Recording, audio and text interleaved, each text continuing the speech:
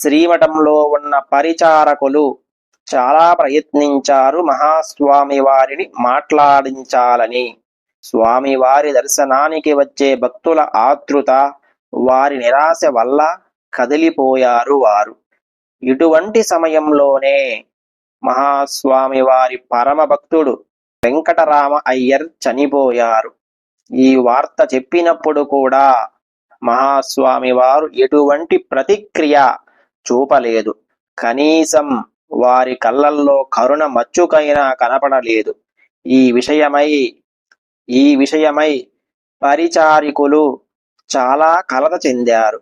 వెంకటరామ అయ్యర్ ఎంతటి పుణ్యజీవి, కనీసం ఆయన కోసమైనా స్వామివారు మౌనం వీడొచ్చు కదా, లేదా కనీసం సైగల ద్వారా అయినా ఏమైనా తెలపొచ్చు కదా. కాని అలాంటిదేం లేదు.